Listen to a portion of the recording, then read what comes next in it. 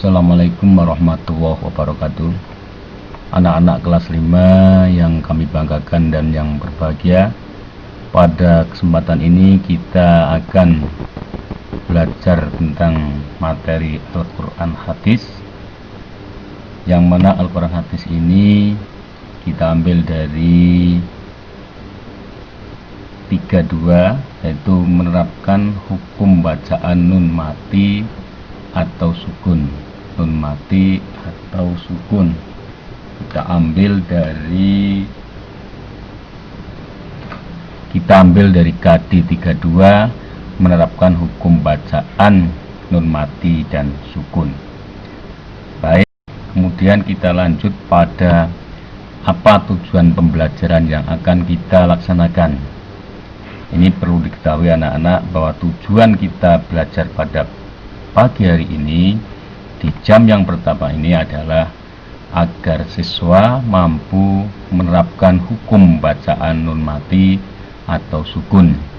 Jadi setelah anak-anak nanti selesai pelajaran, diharapkan anak-anak bisa menerapkan hukum bacaan nun mati dan sukun.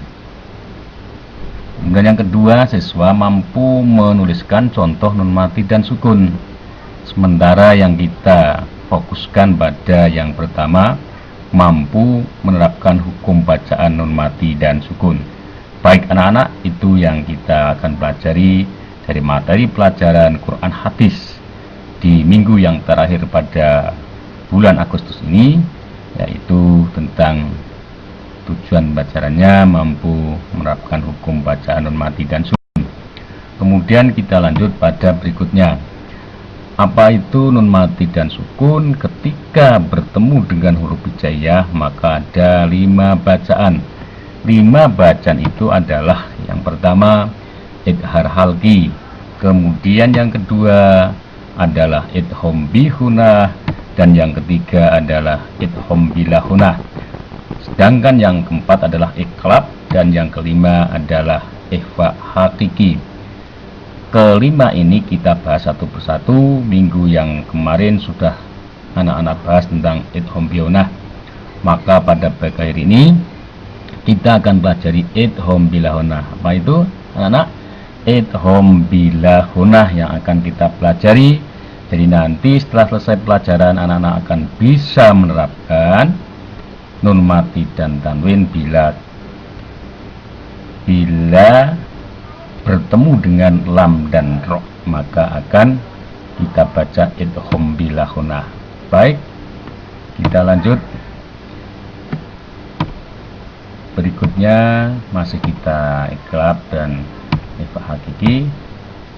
Kita lanjut, yaitu pengertian atau idgham bilahunah. Idgham bilahunah, apa itu idgham bilahunah?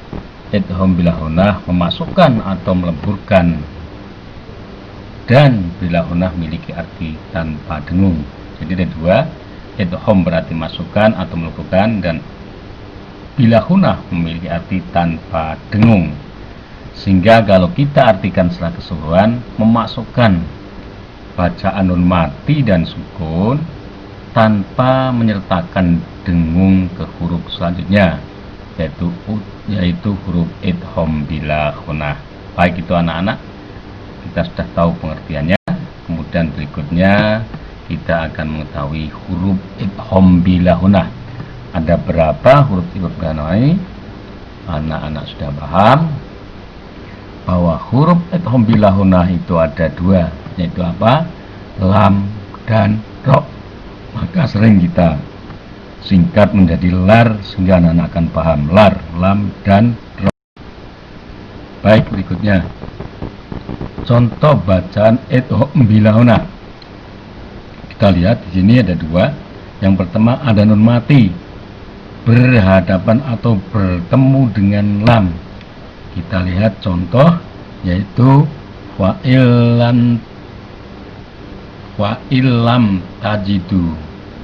Fa'ilam tajidu, ini nun mati bertemu lam, kita tidak mendengung karena bilahunah, dan ini dapat dilihat di surat Al-Mujadalah Kemudian kita lihat gambar.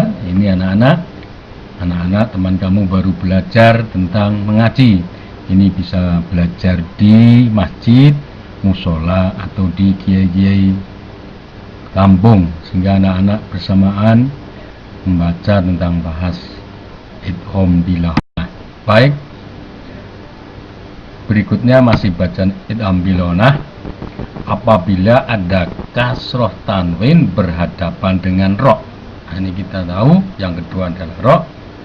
Kemudian kita lihat contoh mirrobbirrohi, nun mati bertemu ro. Yang fokusnya adalah mirrobbi, nun mati bertemu ro. Ini bisa kita lihat di surat Yasin. Kemudian kita lihat bawahnya, ketika hari Jumat anak-anak disunahkan untuk membaca Yasin, sehingga nanti kita berikan pahalanya kepada orang-orang yang sudah meninggal. Ini kita harus paham tentang bacaan yang di sini adalah kasroh tanwin berhadapan dengan ro. Kita sebut di situ mirrobi, tidak mendengung tapi menggunakan masukan nun dan ro tadi dileburkan tanpa mendengung. Saya kira itu yang saya sampaikan anak-anak pada pelajaran ini. Kemudian silakan nanti anak-anak bisa belajar di buku-buku yang lain, baik media massa maupun media elektronik, dan juga pada guru-guru di masjid, musola, dan guru-guru di kampung. Kemudian kita tanyakan soal-soal. Yang nomor 1, pengertian idgham bilahunah. Apa itu pengertian idgham bilahunah? Yang kedua, ada berapa huruf idgham bilahunah? Silahkan itu dikerjakan. Insya Allah nanti setelah anak-anak tahu tentang ini, nanti dikerjakan di buku tugas, tidak perlu mengirim ke WA. Saya kira itu yang saya sampaikan. Kurang lebihnya mohon maaf, dan memang video ini masih banyak kekurangan. Monggo kritik dan saran. Sekian dan saya akhiri. Wassalamualaikum warahmatullahi wabarakatuh.